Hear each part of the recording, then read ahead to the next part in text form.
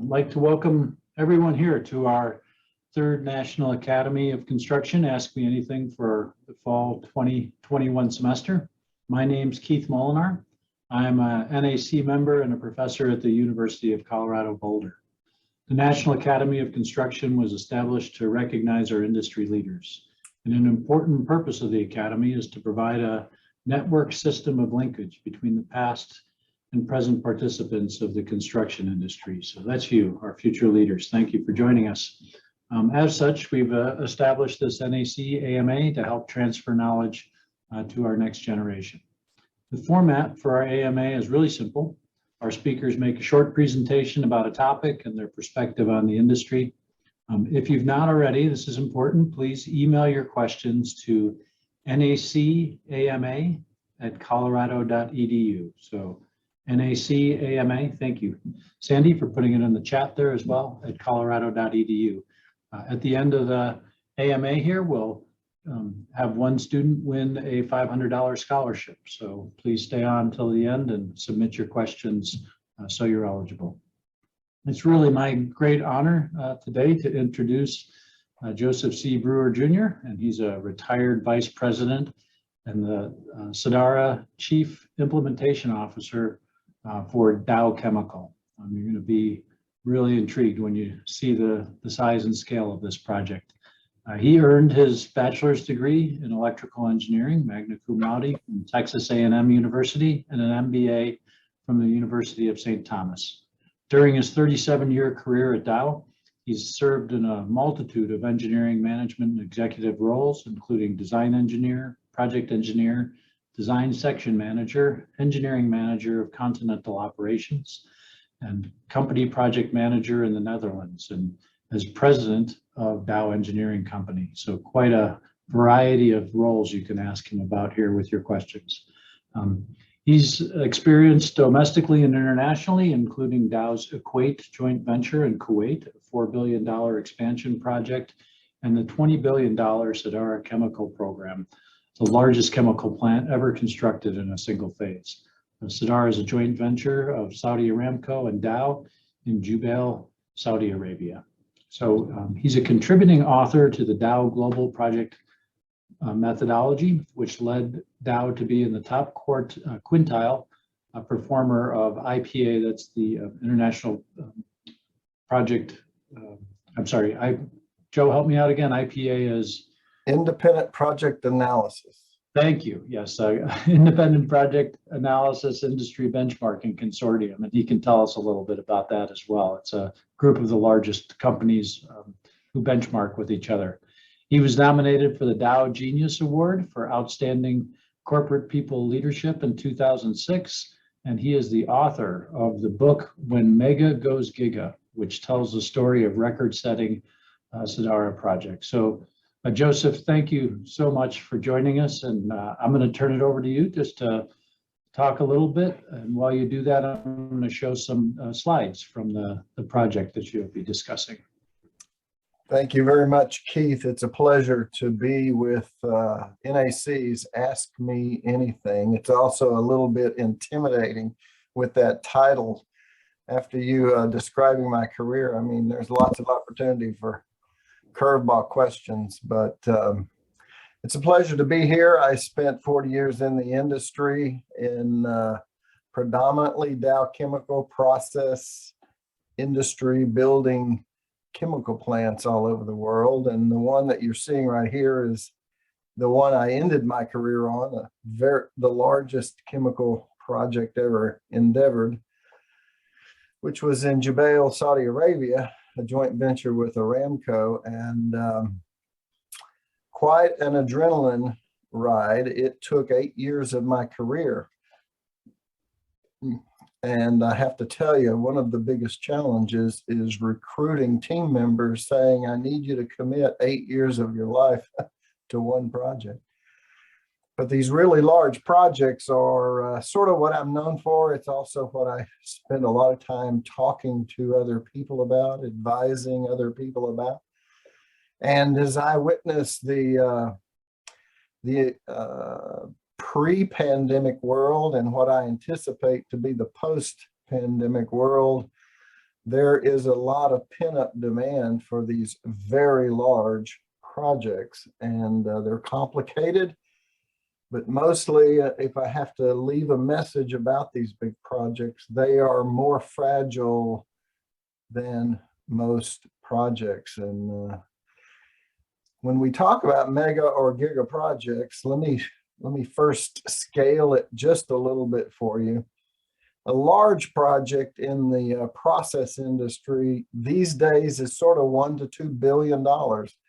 Maybe 500 million, and that's a lot of money. And yes, it's big projects, but those are considered large projects. There is a tremendous amount of best practices that inform project managers and engineers and construction managers on how to manage a large project. A mega project gets up to maybe 5 billion, and giga gets above 10 billion, and they can easily go 20 to 30 billion. And unfortunately, the industry doesn't have a very good track record with the giga projects and for the most part, mega projects. The statistics tell us 2/3 of these big projects fail big time, either usually more than 25% over budget, usually more than 25% over schedule. And that can turn into a year or 2 years or 3 years. And so big projects like the Sadara project have a sort of a high risk of failure kind of profile. And yet the Sadara project was relatively successful. I'll never advertise it as a perfect project, but it on most scales, including IPA's benchmark, it came out pretty well. And so that is why I wrote the book on Mega Goes Giga. Tells the story of what we did to try to manage something that big. Keith, back to you. Great. Would you mind sharing the cover of your book? I think you might have a I do have a copy. It's available on lulu.com. And before you ask, I do not have an electronic version out there. It is paper only at this point. It's on my to-do list, but as a retiree, you won't believe how long my to-do list is. Well, thanks so much. And could you, as I get to the first question, would you just talk a little bit about what inspired you to write a book and what the process was?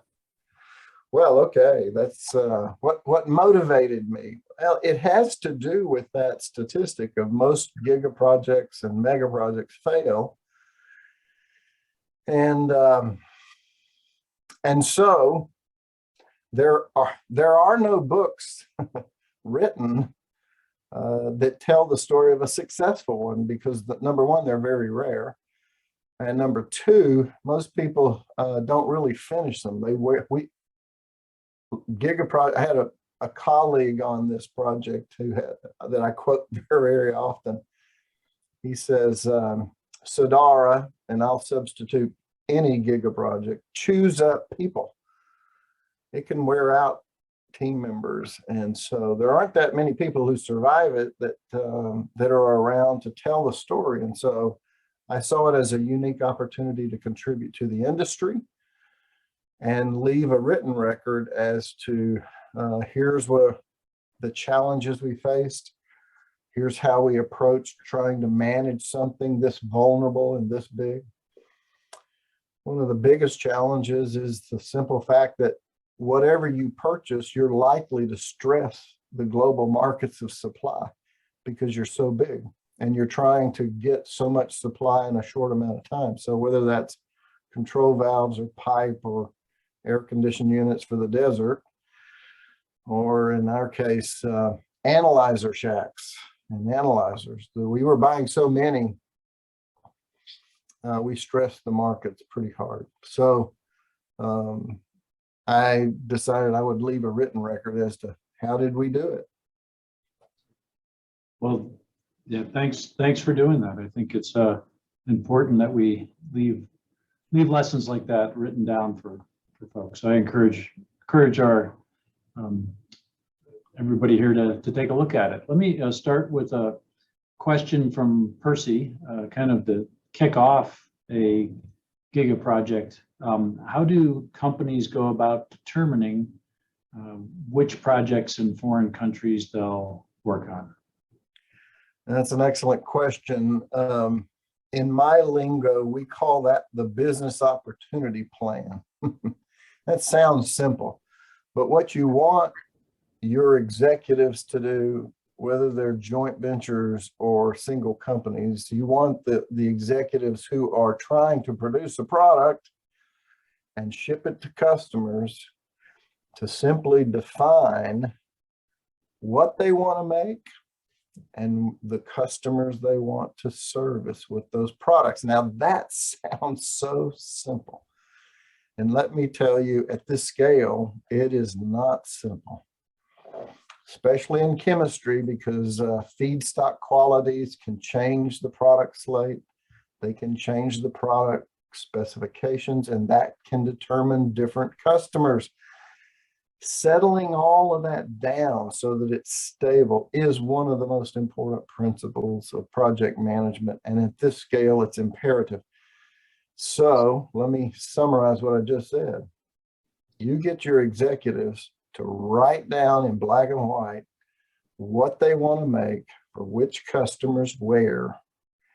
And after that, the engineers and the project engineers and the process engineers, we can get started on the right location with the right chemistry, on the right specs, with the right logistics, et cetera, et cetera.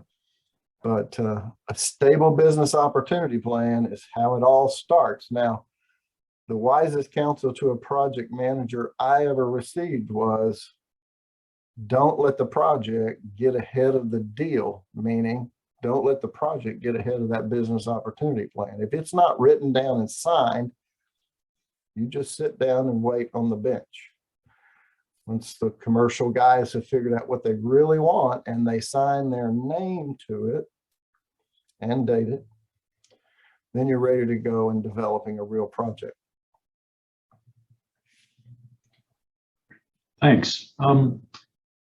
Jan has some questions around, less around the technical side and more around the management side. What are some key lessons you've learned around management of international relationships, stakeholders, and external affairs on these large projects? You know, there's no better place to learn how to manage in that environment than with joint ventures.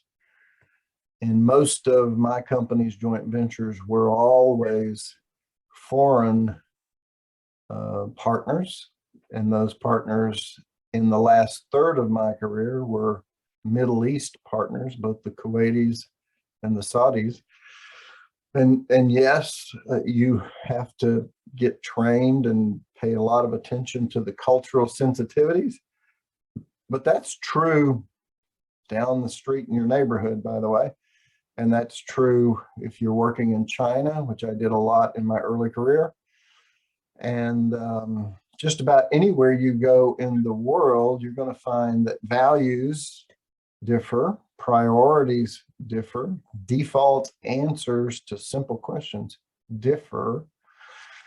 And so one of the most important things you learn is to ask questions and not make statements. And by asking a lot of questions, you can gain trust. And I have made a lot of friends and colleagues around the world, from Argentina to China to Europe and Canada. And in all cases, I've learned to ask questions. And if you do that, you'll learn. As my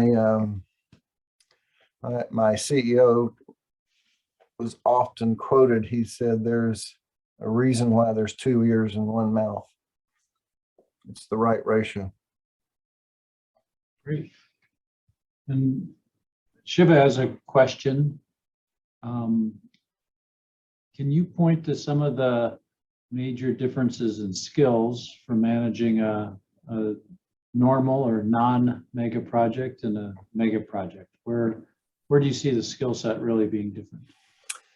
You know, there is another book, and it's written by the next speaker on Ask Me Anything. His name is Ed Murrow. He's the president CEO of IPA, and it was about the skills it takes to lead large complex projects. Great book. He does a great job of analyzing the skill sets that successful project managers of these very large complex projects, you know, what are the attributes of those people? And I learned quite a bit from the book, as well as just listening to him talk about what he's learned. But in short, often we even at your age as students, you start off in a more technical career path, which can be engineering, it can be construction management, it can be, and you learn the discipline of some portion of project technology, which is common for all project people. Some people make a career in those technical fields, which are very rewarding as well. But a project manager of a large project is often a person who's recently come out of a technical background, and they're beginning to learn how to lead people. And that is a very fragile transition for technical types. Well, by the time you get to a mega or giga project, I can assure you virtually 98%, 99%, I'll say 100% of your time is given to managing people and relationships. Those people are colleagues. It doesn't matter who they are. They can be customers, they can be board members, they can be executives in a joint venture, partners organization, but they're colleagues, and you need to learn how to listen to what they need. And after you listen, perhaps they'll be willing to listen to what you have to say. Let me mention this briefly. Over my 40-year career, I had 28 bosses, okay? One of the best bosses I ever had actually did listen. And when it was my turn to talk and to counsel that commercial businessman on the risks of big projects and how to manage that risk, he actually listened. And 2 or 3 years later, I would hear my words coming out of his mouth. Well, that's an example of the trust that must be built by large project leaders to develop trust and relationships with all of the colleagues around them. Now, on our Sadar project, for example, we had a total of 27 project teams. They each had a project manager and a staffed project team. We had 6 project directors. We had a lot of people. And as well as you can imagine, they often dealt with the technical challenges they were dealing with. They kept me informed and the leadership informed.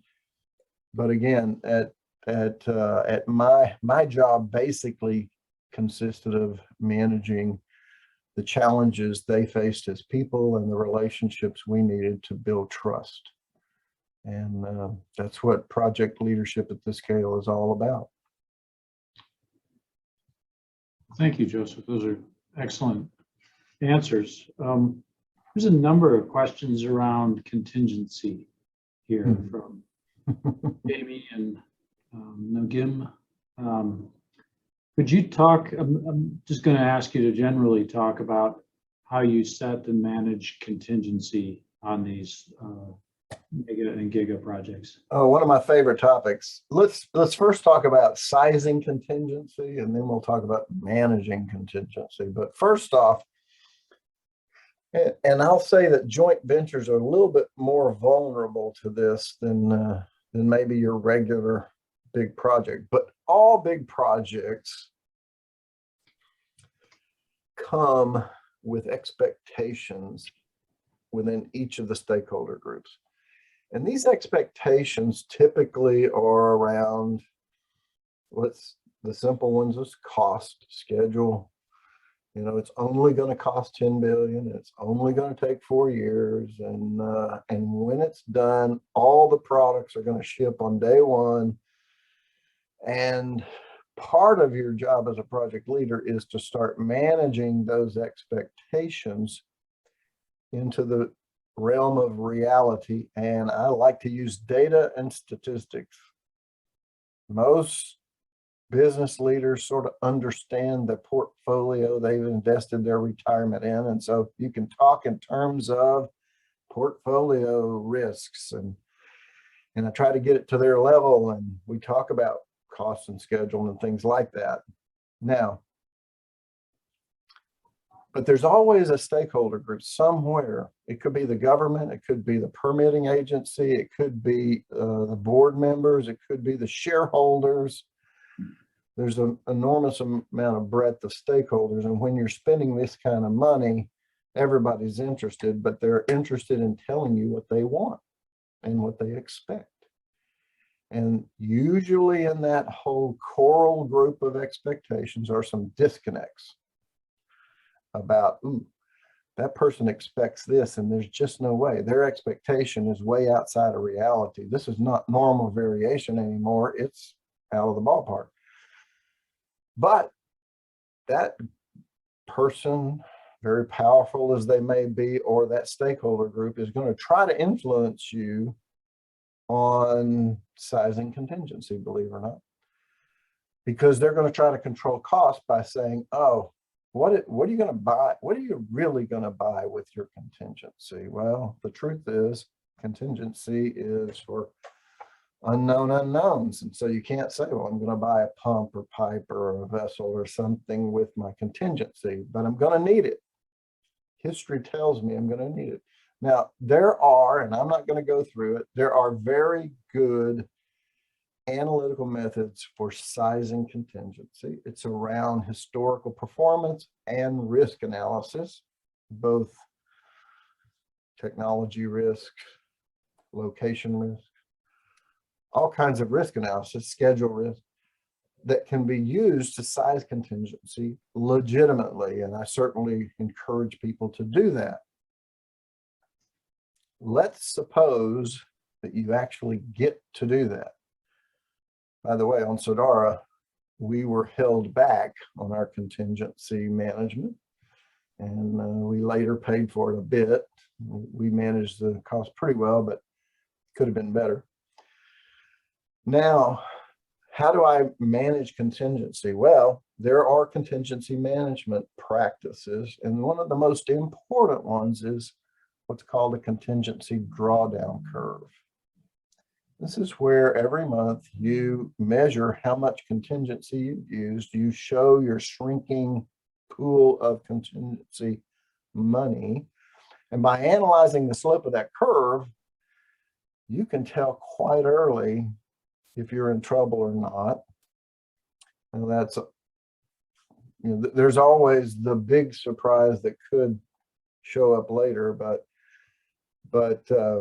sizing contingency correctly using best practices, and then monitoring contingency using a contingency drawdown curve.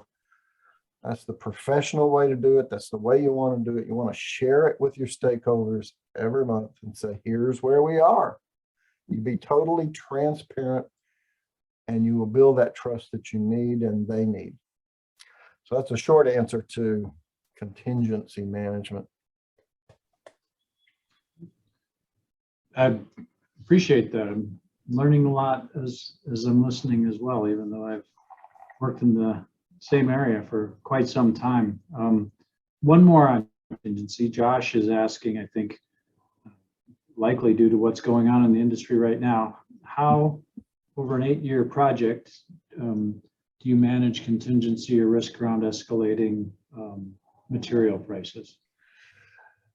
Yeah, so part of your cost estimate and part of your contingency sizing is based upon a forecast of escalation.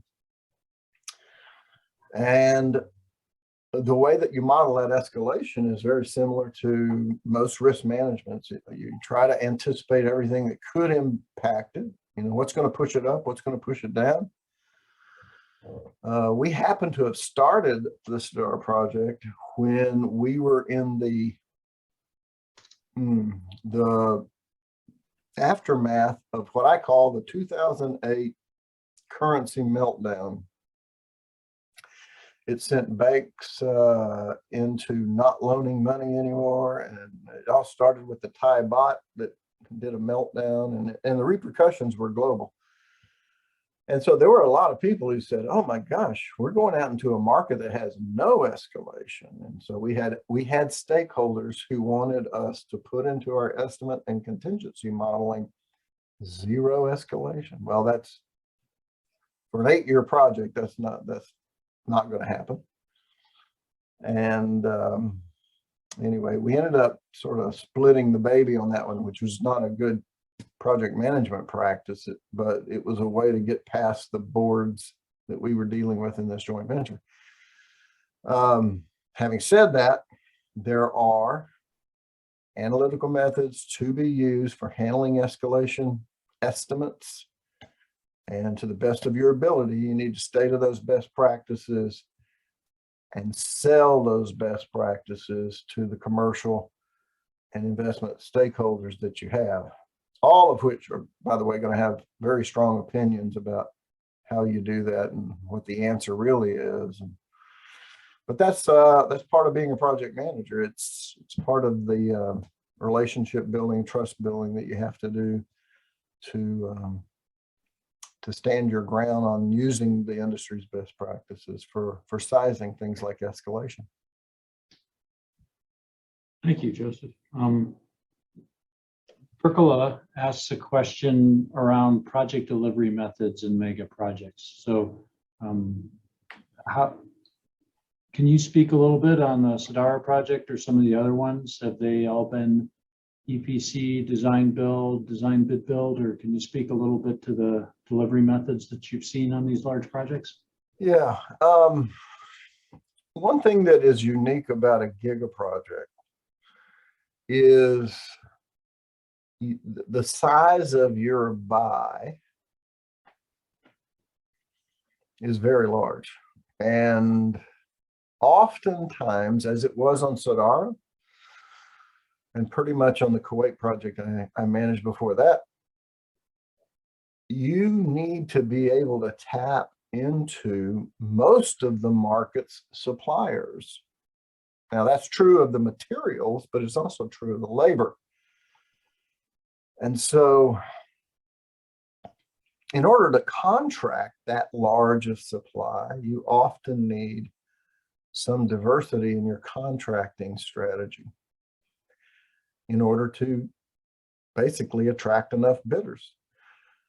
So that's one of the forces that forces you to think, okay, I know I'm in the Middle East. I know they like lump sum turnkey contracts, but there aren't enough bidders in the world to bid on all of our work if I just stick to those large lump sum contracts. So that's one of the forces. The other force, though, has to do with schedule. In a production facility like the one we built, we had 26 production units. These are chemical plants making a product, often an intermediate that would go on to another production facility.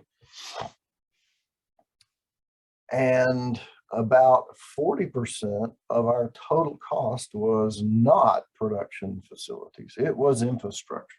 Now, what do I mean by infrastructure?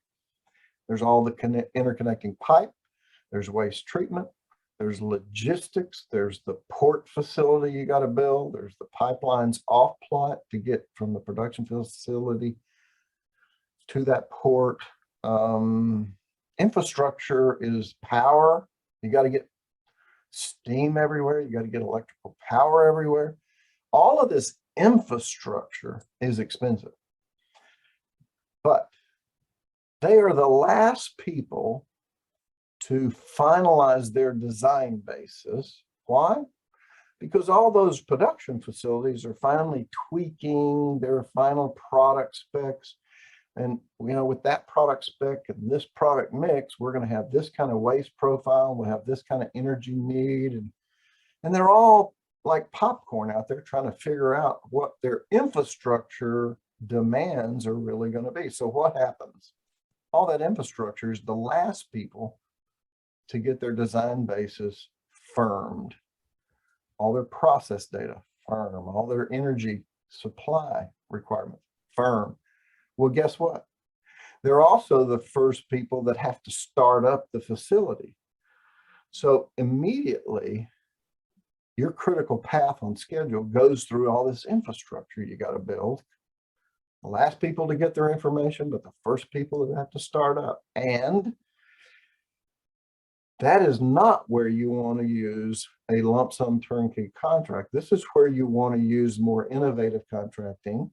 I call it a services approach or an EPCM. You hire designers, buyers, construction managers, you pay them by the hour to get started as soon as they can so that you can avoid what is oftentimes a 6 to 8 month bid period on a very large lump sum contract. So you end up, because of all these forces on you, you end up having a mixture of contracting. I call it contracting potpourri. You have a little bit of everything, and you got to be ready to manage all of that. Now, there's one more driver that drives you into different contracting. Somewhere in this mega or giga project, you're going to have some bright chemist, process engineer, or business leader who want to try something brand new on a certain technology. New technologies invariably are on a learning curve, both as you design it, as you build it, and as you start it up. People are going, aha, we need to change that. Oh, we learned this. Let's move that. Let's alter that vessel. New technologies invariably are built in discovery machines. You do not want to put a discovery machine in a lump sum turnkey contract, or you're just going to be signing change orders every day. So that's going to drive different contracting. So I think I've given you a taste of why giga projects in particular, and sort of where are you in the world, what can fit the market. But large giga projects are going to sort of force you to have a contracting potpourri in order to manage it all. Excellent answer. Thank you. And a great question as well. Joel's asking a question about scheduling on these multi-phase mega and giga projects. Do you know it's complex, but do you have any key principles that would pass along? So yeah, one of my secret tools on giga project scheduling, let me start with the traditional answer. You should do schedule risk management according to best practices. And by the way, there are good best practices out there on how to do schedule risk management. And you need to pay attention to the result, and it gives you this fabulous curve with the tool, and you can decide what probability you want to select going to your investors. By the way, I always show them that curve. Board members, would you like a 50% probability on schedule? Would you like a 90% probability on schedule? It's your choice. You tell me. Well, I try to influence their decision ahead of the board meeting, of course, but use those best practices for risk management of schedule. Now, having said that, large project data in the industry universally, and I will say universally, tells us large project schedules slip.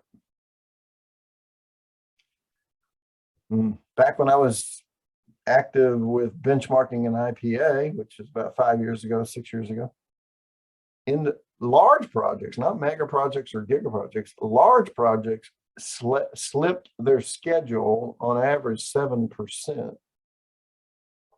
So if you got a 40-month schedule for design and construction, for example, you're going to slip 3 months. That's what the data says. That's what the system, that's normal variation. You're going to slip. That's just the average slip. So as hard as you try in your risk management of that schedule and the drawing of that S curve and selecting your probability on the really big ones, I suggest adding something called strategic float. And this is where professional judgment comes in. Now, a large mega project like we had, giga project, we had a design construction, I think that was somewhere near 60 months. And so we added 6 months of strategic float because we knew the odds were we were going to slip. Now, the truth was we had a force majeure event. That's a big legal word that says an act of God happened and it was out of control. It was out of our control. But had we added maybe 3 more months to that strategic float, we'd have been in really good shape. But we were all happy we had that 6 months of strategic float. And it's just professional experience on really big projects. They do tend to slip. And I recommend people add 10% and never blink. So that's the Brewer approach. Outstanding. Thank you. I appreciate you passing that experience along. I'm going to hit a few more general questions as we wrap up in the next a little bit more, 5, maybe 10 more minutes we have here. Let's see. I think a couple of our attendees were asking, how do you work your way up to a mega project? You know, should you start on smaller projects? How do you build your resume? If I can summarize some of these questions. Well, boy, you've touched on something that I often get this question from young professionals in the business. And my first answer is I'm going to be very frank. I mean, career planning is a misnomer. Nobody makes the perfect plan and follows the perfect career plan throughout their career. I could have never predicted the way in which my career developed. And the reason for that is you're not in control of the decisions that affect which jobs are available or the opportunity set that comes your way. So we as professionals, what we really do is we respond to opportunities when they present themselves. And we decide within probably 30 seconds, am I interested or am I not interested? You'll get that call on a Friday afternoon, you know, do you want me to put your name in the hat for this particular opportunity? And you think about it over the weekend and you say yes or no, right? And that's pretty much how my career developed. I started really off as an automation engineer in an Exxon refinery. And then a couple of years, 3 years later, I moved over to Dow Chemical as an electrical engineer. And all of a sudden there was an opportunity to be an engineering manager in a small division in Cleveland, Ohio. So I said, hey, I'm interested. But in order to be ready for those opportunities, you sort of have to, it's a little trite maybe, but you got to bloom where you're planted. You got to work hard. You got to be smart. You got to be innovative. And as I tell even my daughters, I have 3 daughters today, you have 2 jobs. You got your day job, which is why they hired you to do what you do. And you got to bloom where you're planted. You got to perform. But you've got another job, and that is you've got to help the team get better, whatever the team that is. It can be the piping department, it can be the construction management department, it can be the inspectors who go to shops and inspect them. Whatever team you're a part of, your other job is to help the team get better. And if you bloom where you're planted and you help the team get better, and when that opportunity comes by, guess what? Your name is likely to come up as a candidate, and you might be asked, are you interested? And then you get to spend those 30 seconds deciding, yeah, I'm interested. So that's sort of how career development really goes. When it comes to my own personal opportunity for, let's say, the Kuwait mega project or the Saudi giga project, these were in many ways company dependent. I mean, I certainly didn't have control of the company's investment strategy or large capital spending decisions at the board level or whatever. So there were certainly people at the board level and the executive level who are making big investment decisions.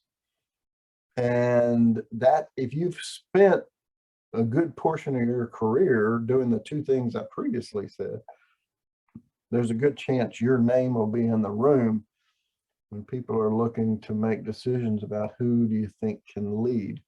By the way, I mentioned it earlier, and Keith, I'm going to show another book. It's not mine, but I do recommend this one. It is Ed Murrow's book, Leading Complex Projects. This book answers a lot of these questions about who makes really good project managers when it comes to big, complex projects.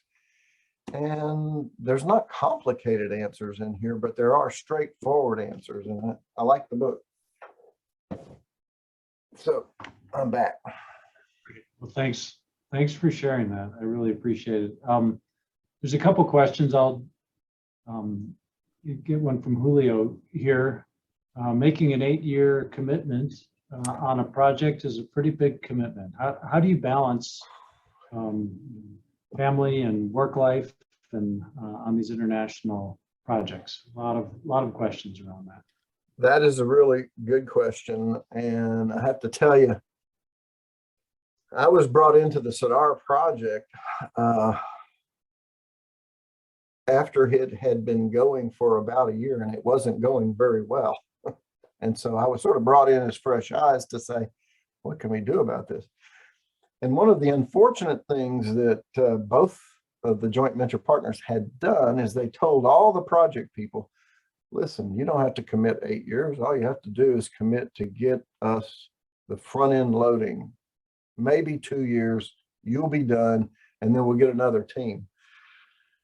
That's not good practice, to be honest, because that kind of turnover is known to be detrimental to the success of projects. So when I came on, I said, well, I hate to disappoint everybody, but I disagree with that.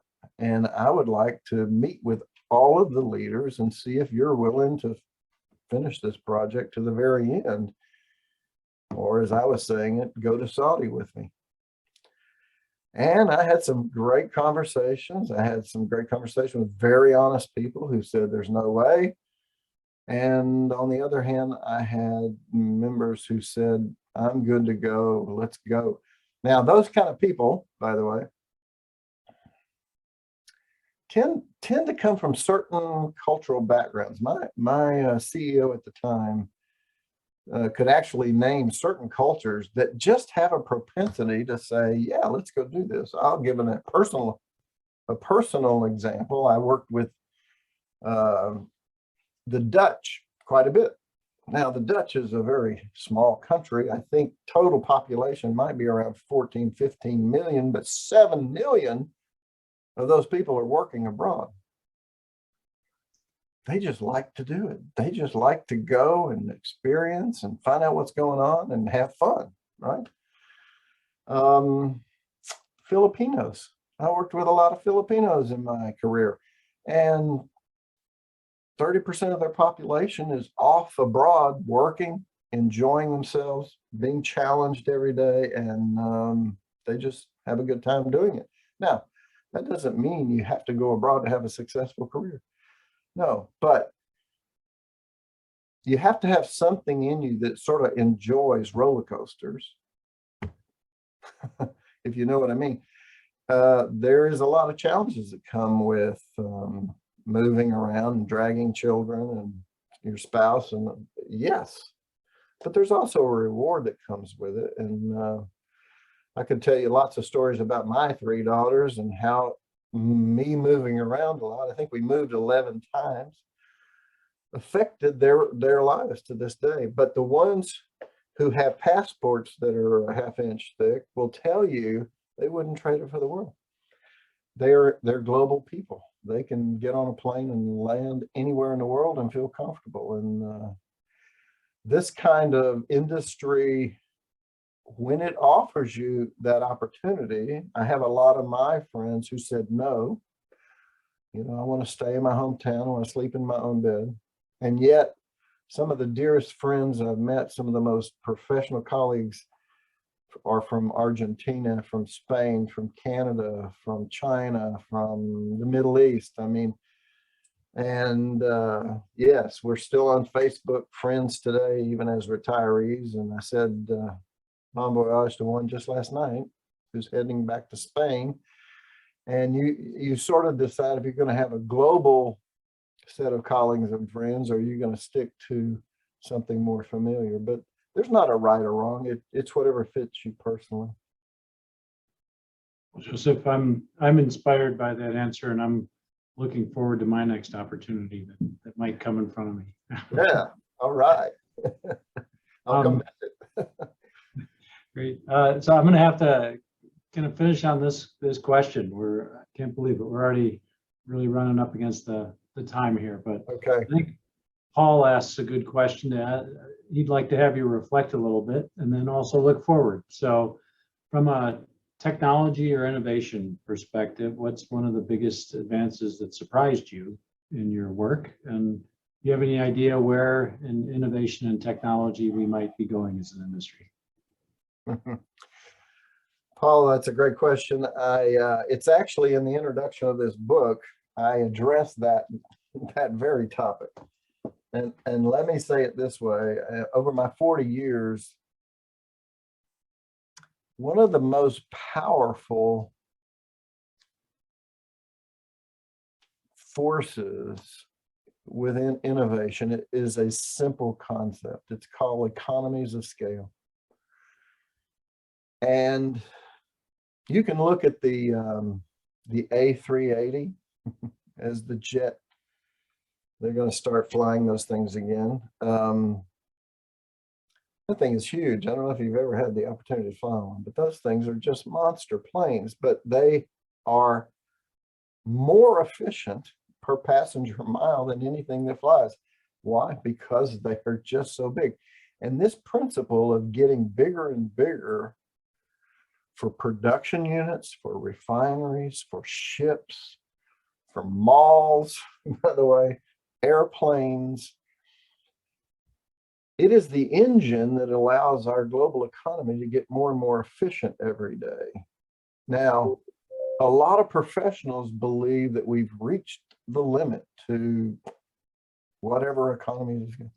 But every engineer I know within Dow Chemical, for every product that we make, is trying to make that reactor bigger, trying to make that plant bigger, because the cost of production per pound will go down if they can make that thing bigger. Now, that's why you end up with giga projects, by the way, and that was the introduction to my book. And yet, I understand marketing people do a superb job of making us feel like everything that we buy is so unique.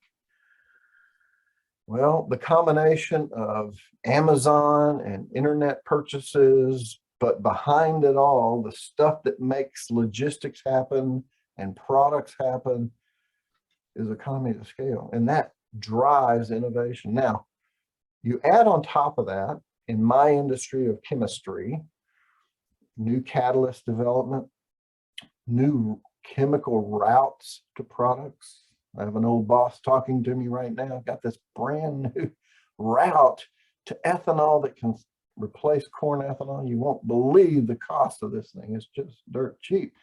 Well, innovation like that, especially in chemistry, is driving a lot of innovation. Now, I went from Exxon Refinery, where you have what, 20 products, to Dow Chemical. We have 3,000 products.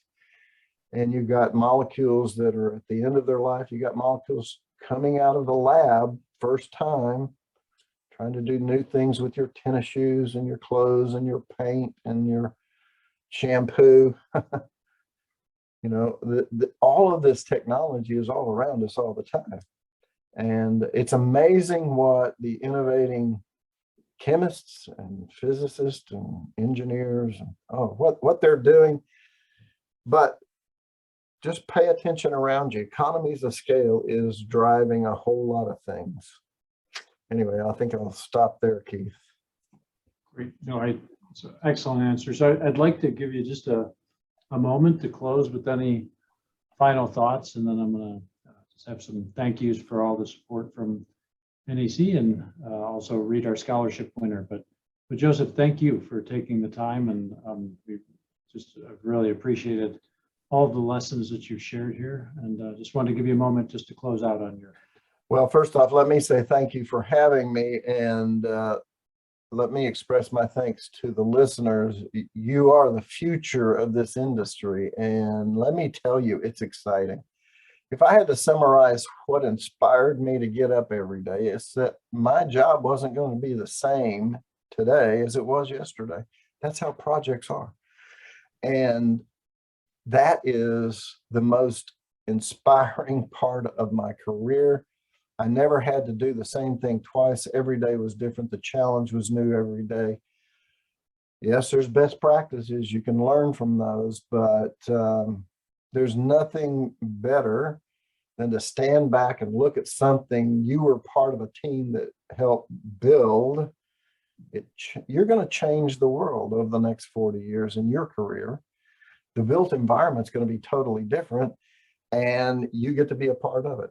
To me, that's the most exciting thing anybody can have for their career. Wonderful, wonderful thoughts. Thank you, Joseph. And thank you for giving back with your time here. I'd also like to thank all the members of NAC for giving their time and also their financial support, so we can make these scholarships available for you all, our future leaders. I just also want to say thank you to Wayne Crew for supporting the Ask Me Anything, and Sandy Pittman, who makes this all happen behind the scenes. So thank you, Sandy. So our scholarship winner today is Jamie Ramos from Fresno State. So congratulations, Jamie. Thanks for sending in the questions, and we'll be in touch with you via email to get that to you. So thanks, everyone. I'll give another plug for December 7th here next month. I'll be talking with Ed Murrow from Independent Project Analysis, and he'll talk about bookend and wrap up our mega projects discussion. So thank you again, Joseph. You're welcome, Keith. Thank you very much. Bye-bye all.